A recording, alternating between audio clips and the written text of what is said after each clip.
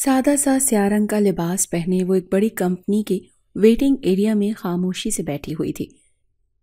دل بہت زور زور سے دھڑک رہا تھا۔ دل میں بس ایک دعا تھی کہ آج نوکری مل جائے۔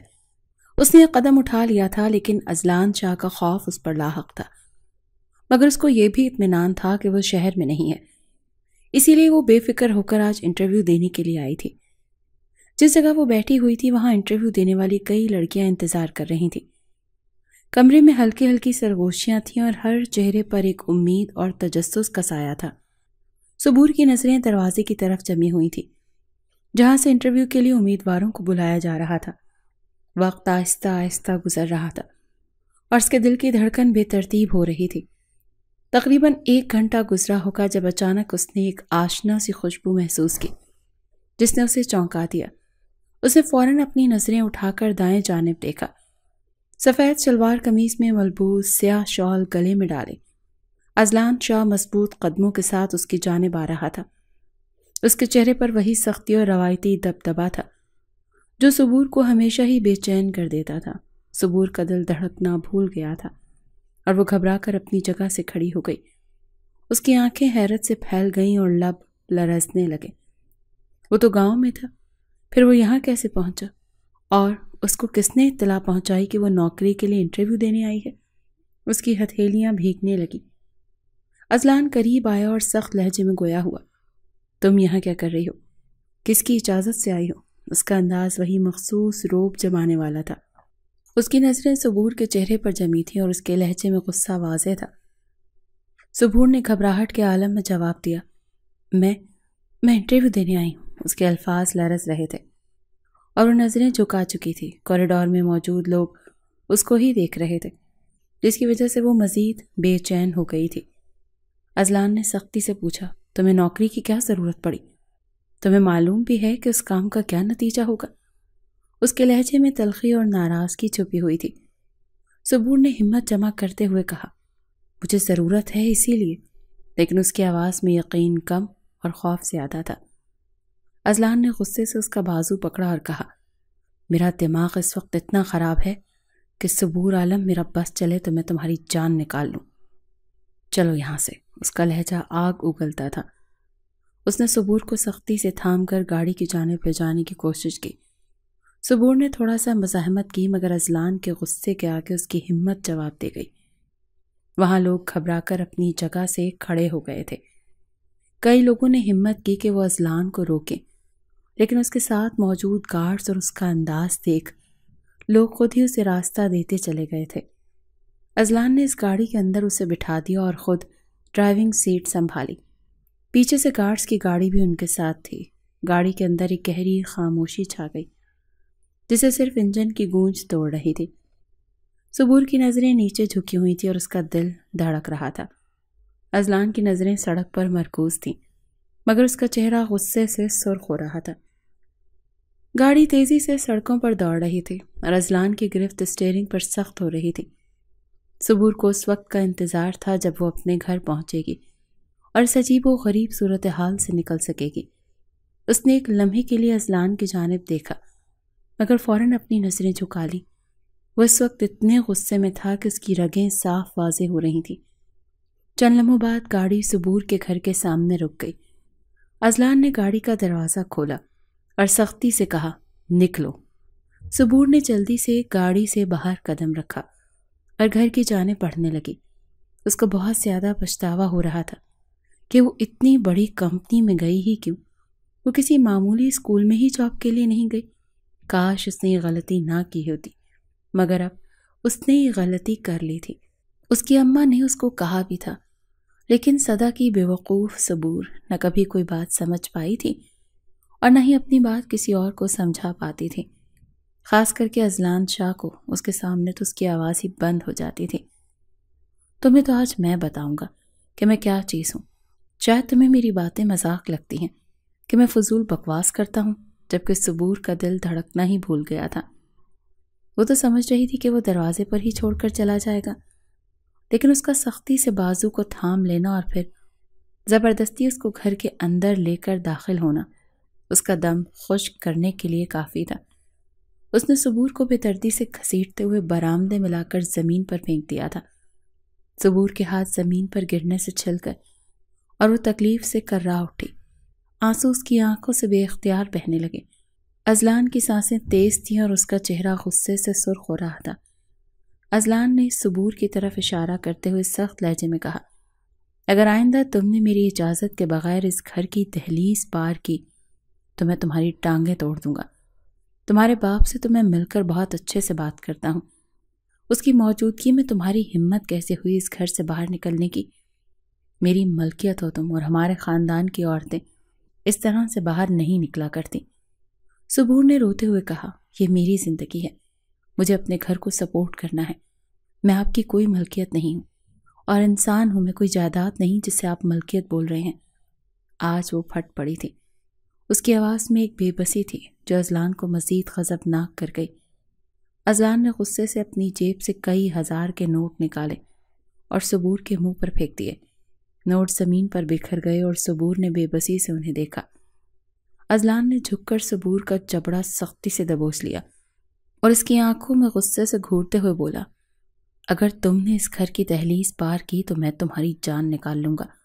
تم میری عزت ہو، اور میری عزت اس طرح روڈ پر نہیں گھوما کرتی۔ پہلے بھی یہ بات سمجھائی تھی اور اب بھی سمجھا رہا ہوں۔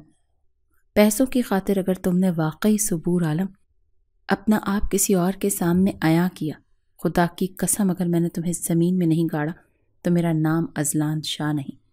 صبور کا دل خوف سے کانپ رہا تھا اور آنسو اس کے چہرے پر بہہ رہے تھے۔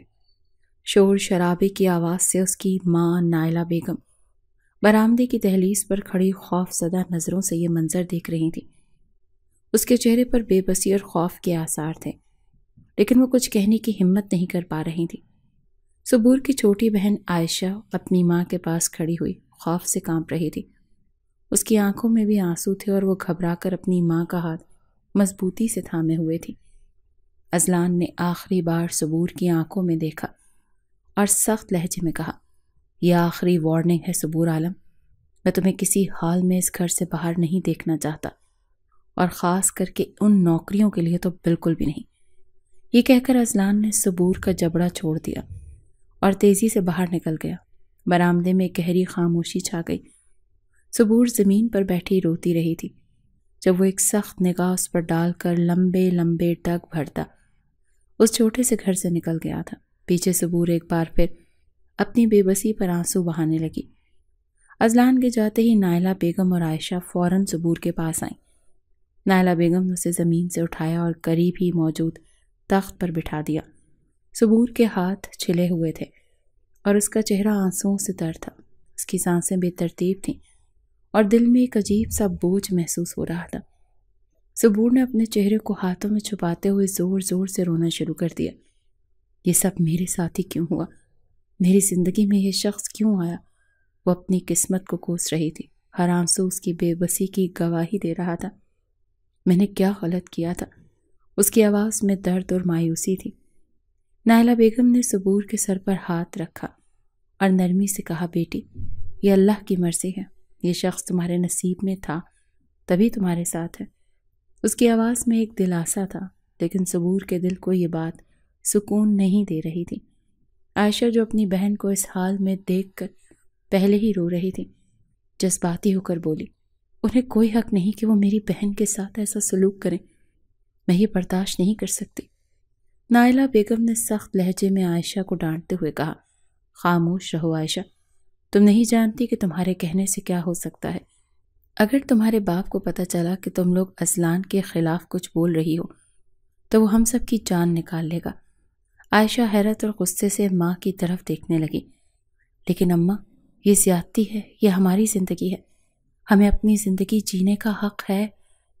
نائلہ بیگم نے گہری سانس لی اور دھیرے سے کہا، بیٹی، تم نہیں سمجھتی، اذلان شاہ تمہارے باپ کو اپنی مٹھی میں کر چکا ہے۔ اس نے پہلے ہی اشرف صاحب کو پیسے دے کر راضی کر لیا ہے۔ ہم بے بس ہیں، کوئی چارہ نہیں۔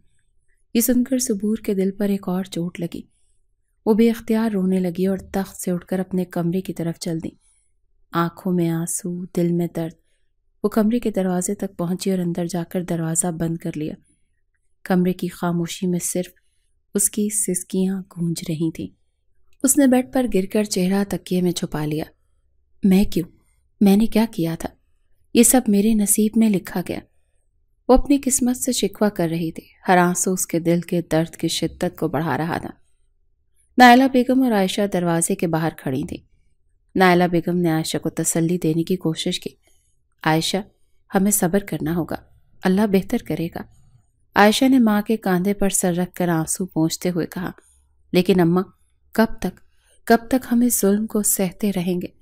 نائلہ بیگم نے خاموشی اختیار کی۔ ان کے پاس کوئی جواب نہیں تھا۔ وہ جانتی تھیں کہ یہ حالات جلدی ٹھیک ہونے والے نہیں تھے، لیکن ماں کے دل میں ہمیشہ ایک امید رہتی تھی کہ شاید کوئی معجزہ ہو جائے۔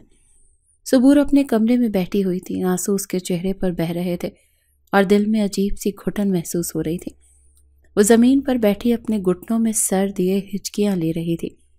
کمرے میں گہری خاموشی تھی، صرف اس کی سسکیوں کی آواز گونج رہی تھی۔ وقت دھیرے دھیرے گزرتا چلا گیا تھا۔ تھوڑی دیر بعد نائلہ بیگم نے اسے سمجھا بجھا کر باہر بلا ہی لیا تھا۔ رات کے اندھیرے میں برآمدے میں بیٹھے نائلہ بیگم، صبور اور عائشہ دھیمی آواز میں باتیں کر رہی تھیں۔ صبور کی آنکھیں اب بھی سوجی ہوئی تھیں اور عائشہ اس کا ہاتھ تھامے ہوئے اسے تسلی دینے کی کوشش کر رہی تھی۔ نائلہ بیگم بار بار گہری سانسیں لے رہی تھی، جیسے کچھ کہنے کی ہمت جمع کر رہی ہوں۔ اچانک دروازے کی چڑچڑاہٹ سنائی دی اور سب کی نظریں وہاں اٹھ گئیں۔ اشرف صاحب گھر میں داخل ہوئے۔ چہرے پر سختی اور آنکھوں میں غصہ نمایاں تھا۔ ان کے قدموں کی گونج برآمدے میں پھیل گئی اور ماحول میں ایک عجیب سی خاموشی چھا گئی۔ اشرف صاحب نے آتے ہی صبور کی طرف بڑھ کر اس کے بالوں کو سختی سے پکڑا اور اسے جھنجھوڑتے ہوئے غصے سے بولے، تو کس کی اجازت سے گھر سے باہر گئی تھی؟ بتا، کس کی اجازت لی تھی؟ ان کی آواز میں اتنی شدت تھی کہ صبور کا سانس خشک ہو گیا۔ صبور کی آنکھوں میں خوف چھا گیا اور اس کے ہونٹ لرزنے لگے۔ وہ کچھ بولنے کی ہمت نہیں کر پا رہی تھی۔ اشرف صاحب نے اسے 2 تھپڑ مارے اور صبور کی آنکھوں سے آنسو بہنے لگے۔ وہ زمین پر گرنے کے قریب تھی لیکن اپنے آپ کو سنبھالنے کی کوشش کر رہی تھی۔ جواب دے، اشرف صاحب نے دوبارہ جھنجھوڑتے ہوئے کہا۔ صبور نے کانپتے ہوئے آنسوؤں کے درمیان کہا، ابا، میں غلطی کر بیٹھی، آئندہ ایسا نہیں ہوگا، معاف کر دیں ابا۔ اس کی آواز میں اتنی بے بسی تھی کہ دل دہل جاتا۔ نائلہ بیگم اور عائشہ نے جلدی سے آگے بڑھ کر صبور کو بچانے کی کوشش کی۔ نائلہ بیگم نے اشرف صاحب کے بازو پکڑ کر کہا، اشرف، خدا کے لیے چھوڑ دو اسے، وہ غلطی مان رہی ہے، معاف کر دو اسے۔ ان کی آنکھوں میں آنسو اور دل میں خوف تھا۔ عائشہ نے بھی روتے ہوئے کہا، ابا پلیز مت مارو میری بہن کو۔ وہ بہت ڈر چکی تھی، لیکن اشرف صاحب کا غصہ کم نہیں ہوا۔ انہوں نے نائلہ بیگم کو دھتکار دیا اور کہا، تم لوگ سمجھتے ہو میں بے وقوف ہوں؟ تم لوگ اذلان شاہ کے خلاف جا سکتے ہو؟ یہ لڑکی ہماری عزت ہے، اگر یہ پھر باہر گئی تو میں اسے زندہ نہیں چھوڑوں گا۔ صبور نے زمین پر بیٹھتے ہوئے اپنے ہاتھ جوڑتے اور روتے ہوئے کہا، ابا، میں وعدہ کرتی ہوں کہ آئندہ ایسی غلطی نہیں ہوگی، پلیز مجھے معاف کر دیں۔ اشرف صاحب نے غصے سے اس کی طرف دیکھا اور کہا، یہ آخری بار ہے صبور، اگر آئندہ ایسا ہوا تو یاد رکھنا، میں تمہیں معاف نہیں کروں گا۔ یہ کہہ کر وہ غصے میں اندر چلے گئے۔ نائلہ بیگم نے صبور کو گلے لگا لیا اور اس کے آنسو پونچھتے ہوئے کہا، بیٹی سب ٹھیک ہو جائے گا، بس صبر کرو۔ عائشہ نے بھی اپنی بہن کو تسلی دی، لیکن صبور کے دل میں خوف نے گھر کر لیا تھا۔ وہ جانتی تھی کہ اس کی زندگی میں آنے والا دن آسان نہیں ہوں گے۔ تھوڑی دیر بعد وہ اپنے کمرے میں بیٹھی ہوئی تھی۔ آنسو اس کے چہرے پر بہہ رہے تھے اور دل میں عجیب سی گھٹن محسوس ہو رہی تھی۔ وہ زمین پر بیٹھی اپنے گھٹنوں میں سر دیے ہچکیاں لے رہی تھی۔ کمرے میں گہری خاموشی تھی، صرف اس کی سسکیوں کی آواز گونج رہی تھی۔ اچانک اس کا موبائل فون بجنے لگا۔ پہلے تو صبور نے نظر انداز کرنے کی کوشش کی، مگر جب فون مسلسل بجتا رہا تو وہ الجھن اور جھنجھلاہٹ کے ساتھ موبائل اٹھا کر دیکھا۔ اسکرین پر اذلان شاہ کا نام چمک رہا تھا۔ دل میں ایک عجیب سا خوف اٹھا، مگر اس نے کانپتے ہاتھوں سے کال ریسیو کی۔ اذلان کی بھاری اور سرد آواز فون کی دوسری طرف سے آئی، صبور، کیا سمجھا تھا تم نے کہ تم مجھ سے بچ نکلو گی؟ اس کے لہجے میں سختی اور طنز تھا جس نے صبور کے دل کی دھڑکن مزید بڑھا دی۔ صبور نے کانپتی ہوئی آواز میں کہا، میں نے کچھ غلط نہیں کیا، میں صرف اپنی زندگی جینے کی کوشش کر رہی تھی۔ اذلان ہنسا، مگر اس کی ہنسی میں ایک عجیب سی سنگ دلی تھی۔ زندگی جینے کی کوشش؟ تمہیں کیا لگتا ہے تمہاری زندگی تمہاری اپنی ہے؟ نہیں صبور، تم صرف میری ہو اور جلد ہی میں تمہیں اپنا بناؤں گا۔ تم نے جو آج جرأت دکھائی ہے اس کا خمیازہ تمہیں میرے کمرے میں بھگتنا ہوگا۔ صبور کا دل دہل گیا اور اس کی آنکھوں میں آنسو مزید بہنے لگے۔ اذلان، آپ مجھ پر جبر کر رہے ہیں، محبت اس طرح نہیں کی جاتی، آپ مجھے قید کر رہے ہیں۔ اذلان نے اس کی بات پر ایک اور طنزیہ ہنسی چھوڑی۔ محبت؟ تمہیں لگتا ہے میں تم سے محبت کرتا ہوں؟ یہ محبت نہیں، اختیار ہے۔ تم میری ہو اور میں جو چاہوں گا وہی ہوگا۔ تمہارے پاس کوئی راستہ نہیں بچا صبور۔ صبور نے کانپتے ہوئے آنسوؤں کے درمیان کہا، اذلان پلیز مجھے میری زندگی جینے دے، میں آپ سے التجا کرتی ہوں۔ مگر اذلان نے اس کی بات کو سنجیدگی سے نہیں لیا۔ وہ مزید سلگا دینے والے انداز میں بولا، تمہیں اپنی زندگی جینے کی اجازت نہیں ہے صبور، تم صرف وہی کرو گی جو میں کہوں گا۔ اس نے کال بند کرنے سے پہلے آخری بار طنز سے کہا، جلدی تیار ہو جاؤ صبور، تمہیں میری بیوی بننا ہے اور اس کے بعد تمہاری ہر سانس مجھ سے منسلک ہوگی۔ اذلان نے کال بند کر دی اور صبور کا ہاتھ کانپتے ہوئے نیچے گر گیا۔ موبائل اس کے ہاتھ سے چھوٹ کر زمین پر جا گرا۔ وہ دیوار سے ٹیک لگائے آنسوؤں کے درمیان بیٹھی، دل میں خوف اور بے بسی کا طوفان بھرپا تھا۔ اس کے ذہن میں اذلان کے الفاظ گونج رہے تھے اور وہ جانتی تھی کہ اس کی زندگی کا راستہ کتنا مشکل اور دردناک ہو سکتا ہے۔ 2 دن بعد دوپہر کا وقت تھا جب نائلہ بیگم اور عائشہ برآمدے میں بیٹھی ہوئی تھی۔ کمرے میں خاموشی تھی، صرف ان کے درمیان ہنسی خوشی کی آوازیں سنائی دے رہی تھیں۔ اچانک دروازے پر دستک ہوئی جس سے دونوں ماں بیٹی چونک گئیں۔ عائشہ نے دروازہ کھولنے کے لیے قدم بڑھایا اور نائلہ بیگم نے حیرت سے دروازے کی طرف دیکھا، کیونکہ اس وقت ان کے گھر پر کسی کا آنا غیر متوقع تھا۔ عائشہ نے دروازہ کھولا تو باروک مرد کھڑے تھے جو سفید اور سیاہ شلوار قمیص میں ملبوس تھے۔ وہ کوئی اور نہیں اذلان شاہ کے تایا، بابا اور چاچو تھے۔ ان کے پیچھے ہی اذلان شاہ کھڑا تھا جو ایک پراثر انداز میں اپنی بی جان کو تھامے ہوئے تھا۔ ان سب کے چہروں پر ایک سنجیدگی تھی اور ان کے چہروں کے تاثرات سے یہ اندازہ ہو رہا تھا کہ کچھ خاص بات ہے۔ عائشہ نے فوراً دوپٹہ سر پر رکھا اور سلام کر کے ایک طرف کو ہو گئی تھی۔ جب وہ لوگ یکے بعد دیگرے تمام نفوذ گھر کے اندر داخل ہو گئے تھے، ان لوگوں نے فوراً ہی ان کے بیٹھنے کا انتظام برآمدے میں ہی کر دیا تھا۔ تھوڑی دیر تک برآمدے میں خاموشی حائل رہی۔ اذلان ٹانگ پر ٹانگ رکھے ایسے بیٹھا تھا جیسے یہ گھر اس کا ہو۔ اس کا انداز ہی نرالا تھا۔ کس طرح حق جمانا ہے کوئی اذلان شاہ سے سیکھتا۔ بی جان نائلہ بیگم سے بات کرنے کی کوشش کرتے ہوئے بولی، ہم یہاں شادی کی تاریخ طے کرنے کے لیے آئے ہیں۔ ان کی آواز میں غیر معمولی سنجیدگی تھی۔ اذلان کے بابا، تایا، چاچو کے چہرے پر چھایا ہوا غصہ اور بیزاری واضح تھی۔ وہ لوگ اذلان کی شادی ایک بڑے رئیس خاندان میں کرنا چاہتے تھے، مگر یہاں وہ ایک غریب خاندان کے ساتھ بیٹھنے پر مجبور تھے۔ ان کی آنکھوں میں غصے کی تپش واضح تھی اور دل میں بے چین ہو رہے تھے، کیونکہ وہ نہیں چاہتے تھے کہ ان کا بیٹا کسی عام خاندان سے رشتہ کرے۔ بی جان ابھی اپنی بات کو مکمل کرتی یا نائلہ بیگم ان کی کسی بات کا جواب دیتی، اس سے پہلے ہی اشرف صاحب بھی اندر داخل ہوئے۔ ان کے چہرے پر مکروہ مسکراہٹ تھی۔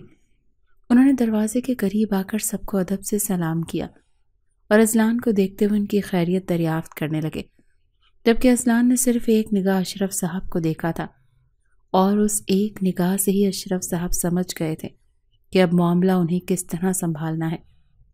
وہ فوراً ہی بی جان کی جانب دیکھتے ہوئے خوش آمدی انداز میں بولے تھے، آپ نے آنے کی زحمت کیوں کی بیگم صاحبہ؟ آپ صرف ہمیں ایک کال کر دیتی، ہم آپ کے پاس آ جاتے۔ جبکہ بی جان مغرور انداز میں مسکرائی تھی اور ان کی جانب دیکھتے ہوئے بولی تھی، رشتہ داری بڑھانے کے لیے کہیں نہ کہیں تو پہنچنا ہی پڑتا ہے، اب تمہارے غریب خانے میں بھی آنا ہی تھا۔ خیر، میں فضول باتیں نہیں کروں گی، تمہاری بیوی سے ابھی میں یہی بات کر رہی تھی۔ میں اگلے ہفتے کی شادی کی تاریخ طے کرتی ہوں۔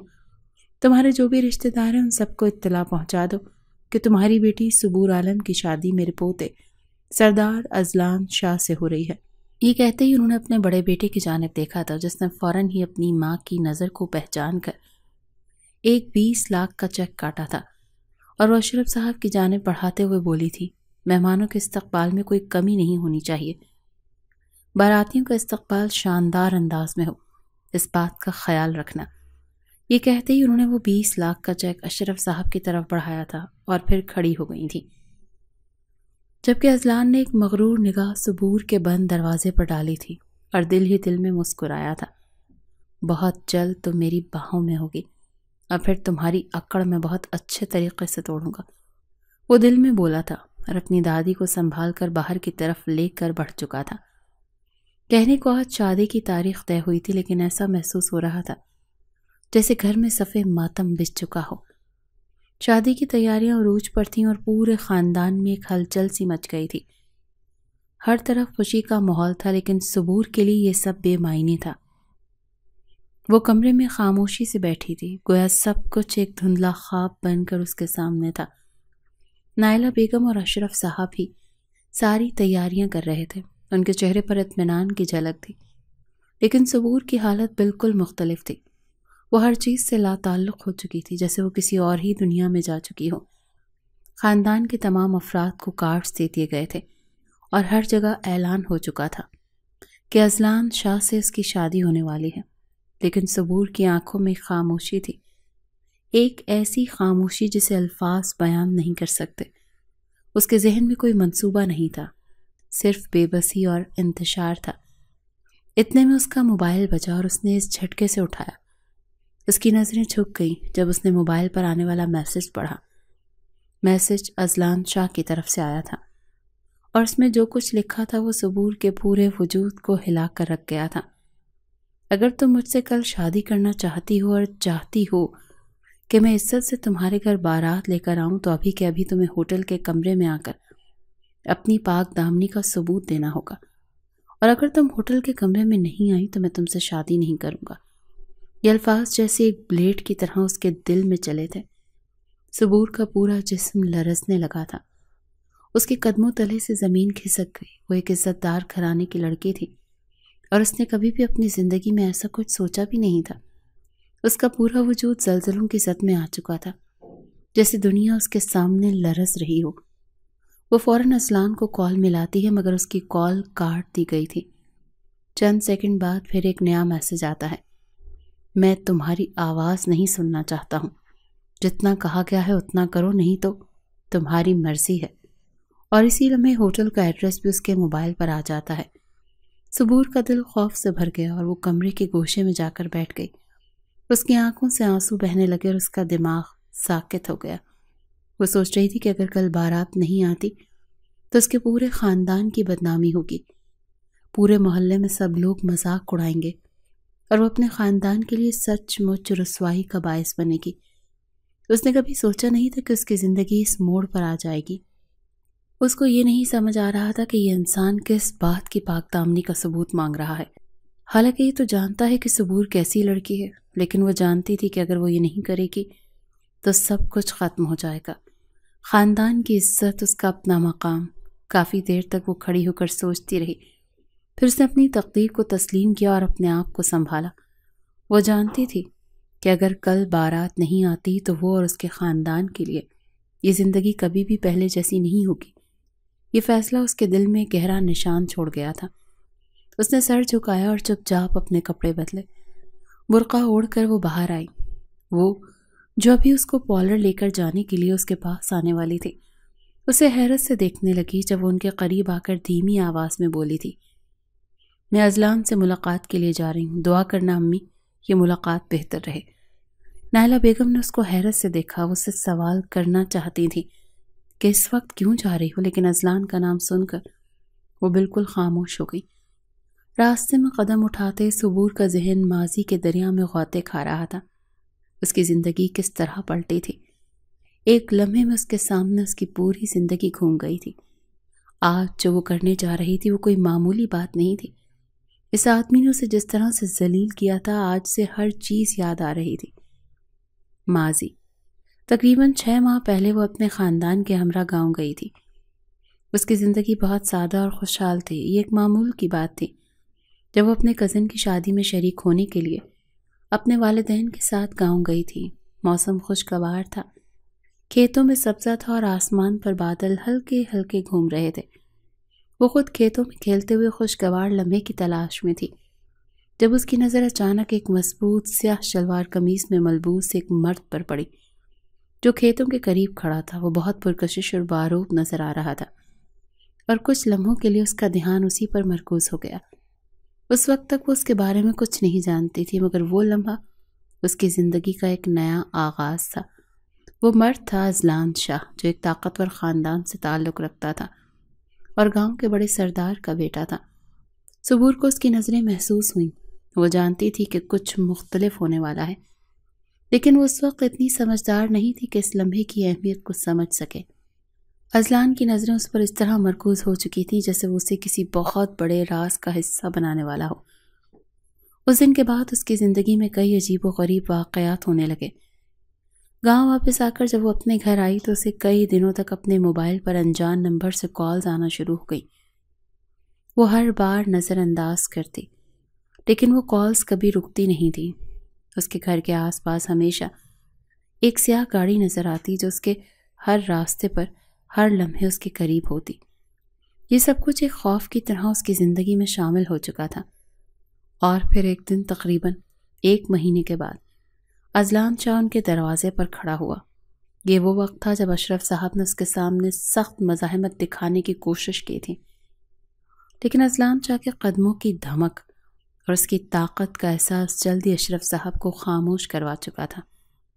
وہ جانتے تھے کہ اذلان ایک طاقتور سردار ہے جس کے پاس پیسے اور اثر و رسوخ کا جال پھیلا ہوا ہے، اور اگر وہ اس سے ٹکرا جاتے تو ان کے لیے بدترین نتائج سامنے آ سکتے تھے۔ اذلان شاہ نے اشرف صاحب کو خاموشی سے پیچھے دھکیل دیا اور زبردستی ہی صبور کی انگلی میں اپنے نام کی انگوٹھی پہنا دی۔ یہ سب کچھ بہت تیزی سے ہوا، کہنے کو یہ باپ کے لیے بہت ہی تکلیف دہ لمحہ ہوتا ہے، مگر اشرف صاحب کو اس کے پیچھے مالی فوائد نظر آئے۔ اس نے اپنے خاندان کی عزت کو محفوظ رکھنے کے لیے اس کے سامنے سر تسلیم خم کر دیا۔ اذلان شاہ نے بدلے میں اشرف صاحب کو بہت سی رقم دی اور یوں ان کی خاموشی یقینی ہو گئی۔ وہ پل یاد کر کے اس کی آنکھیں بھیگنے لگی تھیں، دل شدت سے دھڑکنے لگا تھا۔ وہ رکشے میں بیٹھ کر اس ہوٹل میں پہنچ گئی تھی جہاں پر اذلان نے اسے بلایا تھا۔ صبور ہوٹل کے کمرے میں داخل ہوئی۔ اس کے دل کی دھڑکن تیز ہو چکی تھی، اس کے قدموں کی آواز ہال میں گونج رہی تھی اور اس کی نظریں کمرے کے دروازے پر مرکوز تھیں۔ ریسیپشن سے پوچھنے کے بعد جب وہ روم نمبر 206 تک پہنچی تو اس کا سانس جیسے رک سا گیا۔ کمرے کے اندر سامنے کے صوفے پر اذلان شاہ ٹانگ پر ٹانگ چڑھائے بیٹھا ہوا تھا، جیسے وہ کسی اہم فیصلے کا منتظر ہو۔ جب اس کی نظر صبور پر پڑی اس نے بغیر کسی ہچکچاہٹ کے اس کا اپنے قریب آنے کا اشارہ کیا۔ صبور نے کمرے میں قدم رکھا لیکن اس کا دل ڈوبتا جا رہا تھا۔ وہ کمرے میں آتے ہی ایک لمحے کے لیے رک گئی۔ اس کی آنکھوں میں خوف کی جھلک صاف تھی۔ آپ ایسا کیوں کر رہے ہیں؟ آپ کو کیا ضرورت ہے؟ آپ جانتے ہیں میں نے کبھی کسی کے ساتھ تعلق قائم نہیں کیا، کبھی کسی کے ساتھ بات تک نہیں کی۔ یہ سب جانتے بوجھتے آپ یہ بے بنیاد مجھ پر الزام لگا رہے ہیں۔ اس کو سامنے بیٹھا دیکھ کمرے میں داخل ہوتے ہی دکھ سے بولی تھی۔ اس کا لہجہ لڑکھڑاہٹ کا شکار تھا۔ لمحے بھر کے لیے اذلان کی آنکھوں میں اس کے لیے نرمی آئی تھی، مگر وہ فوراً ہی اپنے چہرے پر سختی کا خول چڑھا کر تلخی سے بولا تھا، تم اس دن انٹرویو دینے گئی تھی نا، کیا پتا وہاں تم نے کچھ کیا ہو؟ وہ یہ کہتے اس کی طرف قدم بڑھانے لگا۔ صبور کی آنکھوں میں حیرت اور غصے کا ملا جلا اظہار تھا۔ وہ اذلان کی گھٹیا سوچ کو سمجھنے کی کوشش کر رہی تھی، مگر اس کے ذہن میں ایک ہی سوال گونج رہا تھا، کیوں مجھے اس سب کا سامنا کرنا پڑ رہا ہے؟ آپ نے مجھے کبھی سمجھا نہیں اور نہ ہی آپ کو میری عزت کی فکر ہے، صبور نے غصے سے کہا۔ لیکن جب اذلان شاہ ایک قدم اور آگے بڑھا تو اس کی خوفزدہ حالت مزید واضح ہو گئی۔ وہ پیچھے ہٹتے ہوئے روتی ہوئی بولی، خدا کے لیے میرے ساتھ ایسا ظلم نہ کریں۔ اگر آپ کو مجھ سے تعلق ہی قائم کرنا ہے تو رک جائیں، ہمارا نکاح ہونے دیں۔ اذلان شاہ کا چہرہ پتھر کی طرح سخت ہو گیا اور اس نے اپنے لبوں پر ایک اور گہری مسکراہٹ سجا کر کہا، نکاح؟ میں ابھی ہی وہ سب حاصل کرنا چاہتا ہوں جو میں چاہتا ہوں۔ اس کے ہر انداز سے چھلک رہا تھا کہ وہ چاہتا ہے وہ حاصل کر کے ہی دم لے گا۔ اور جس طرح اس نے میسج کر کے اسے بلایا، یہ بات واضح تھی کہ آج وہ اپنا کہا پورا کر کے ہی دم لے گا۔ صبور کا دل مزید بگڑتا گیا اور اس نے بے بسی کے عالم میں اسلان کے قدموں میں گر کر گڑ گڑاتے ہوئے کہا، میں آپ سے درخواست کرتی ہوں، خدا کے لیے مجھے معاف کر دیں۔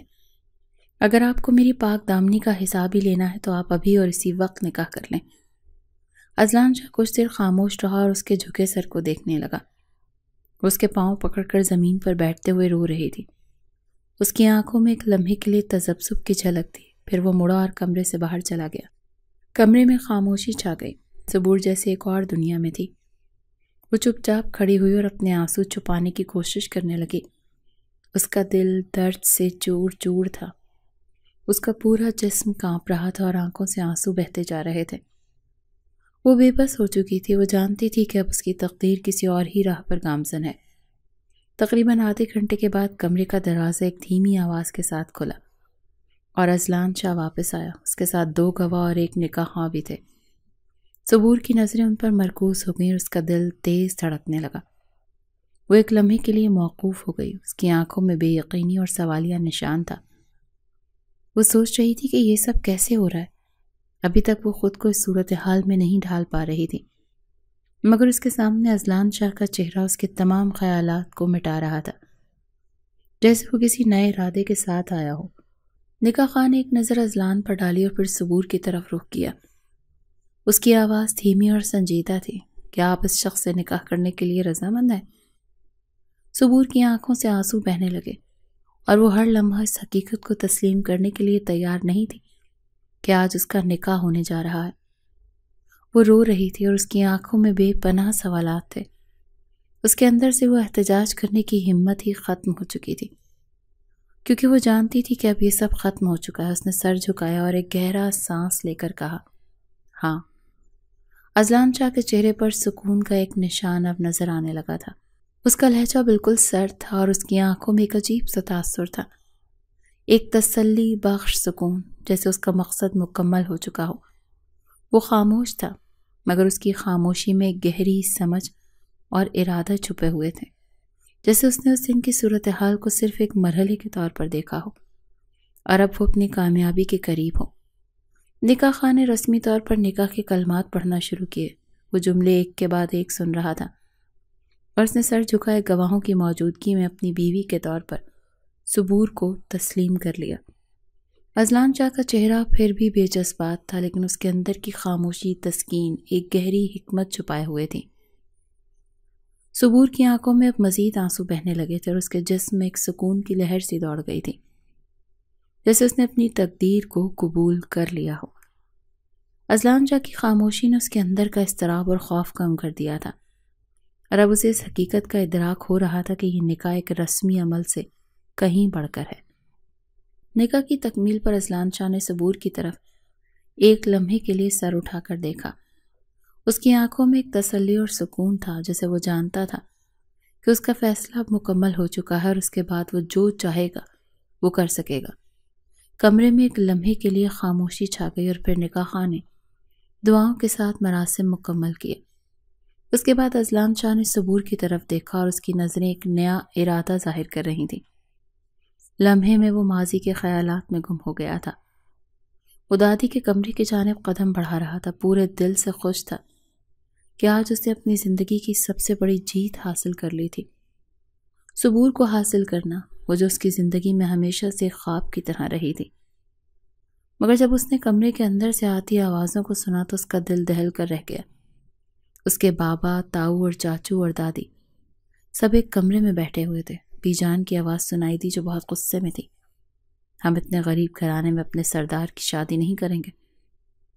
تم لوگ کچھ کر کے صبور کے خاندان کو ختم کر دو۔ ان کی آواز میں اتنی شدت تھی کہ جیسے وہ کسی شدید فیصلے پر پہنچ چکی تھی۔ اذلان شاہ کے قدم رکے اور اس نے دروازے کے قریب کھڑے ہو کر پورے منظر کو سنا۔ اس کے بابا، چاچو اور تاؤ نے بھی اس بات پر حامی بھر دی۔ ہاں، ہم بھی یہی چاہتے ہیں، بس یہ سب ختم ہونا چاہیے، ہم اپنی عزت کو بچائیں گے۔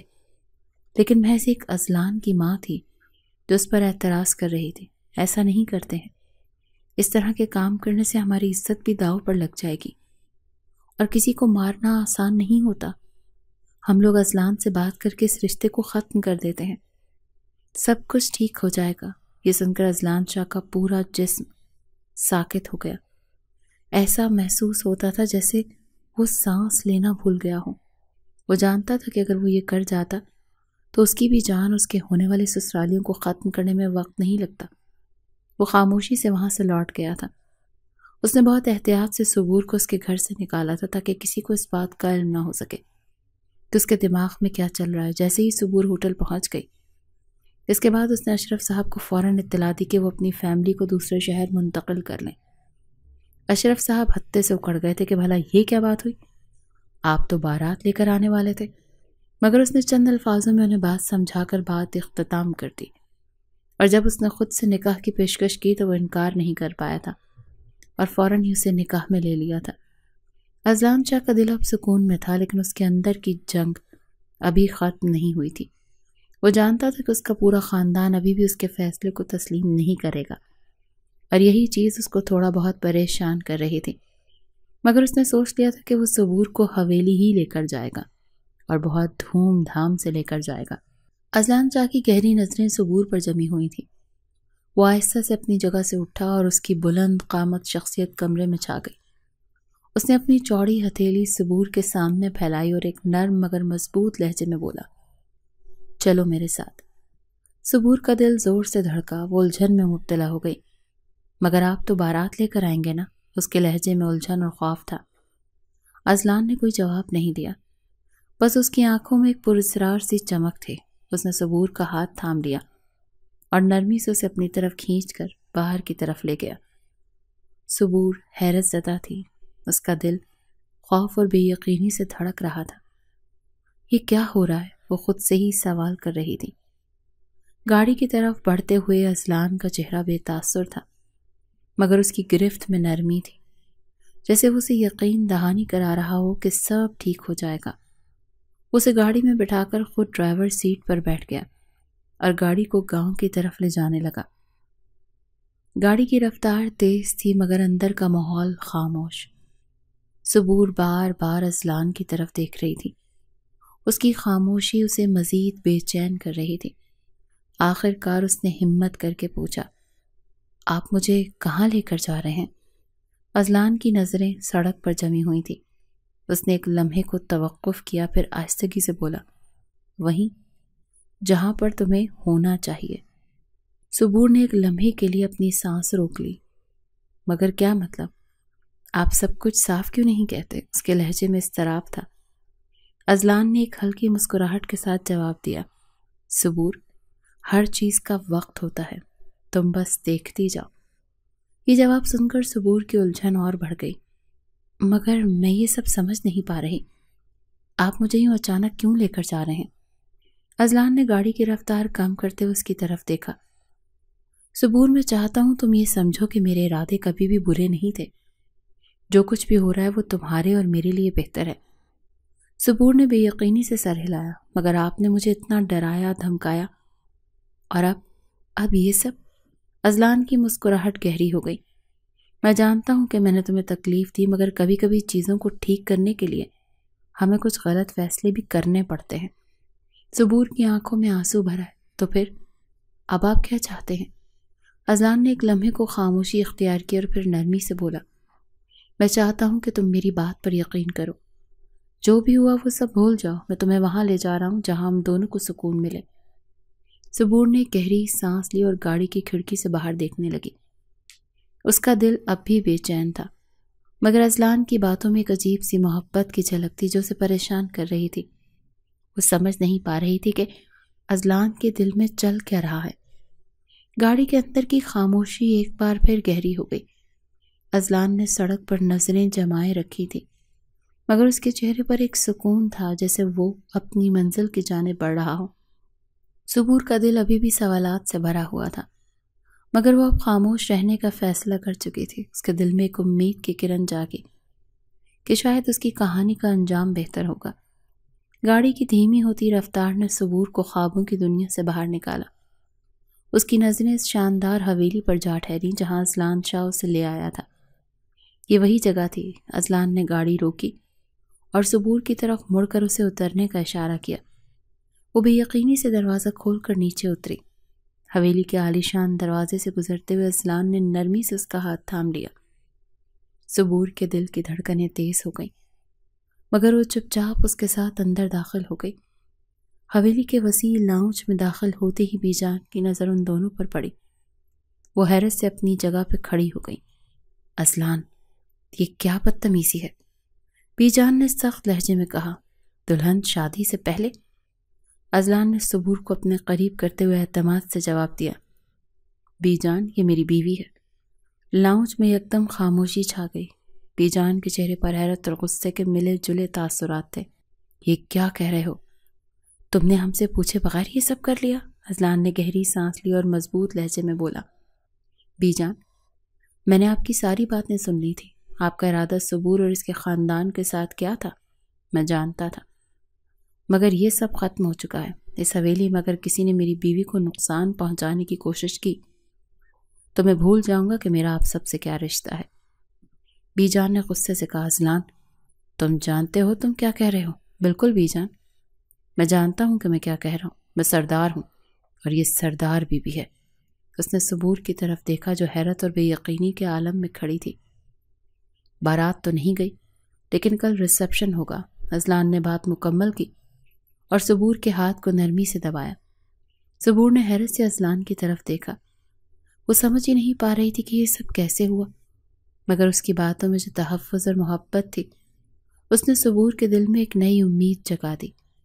اذلان کی باتیں بی جان کو چپ کروا چکی تھیں، مگر ان کی آنکھوں میں غصے کی چنگاریاں ابھی بھی سلگ رہی تھیں۔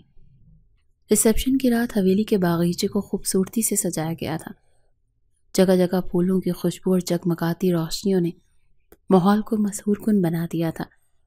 مہمان آہستہ آہستہ آ رہے تھے اور ہر کوئی اس نئی دلہن سردار بیوی کو دیکھنے کے لیے بے تاب تھا۔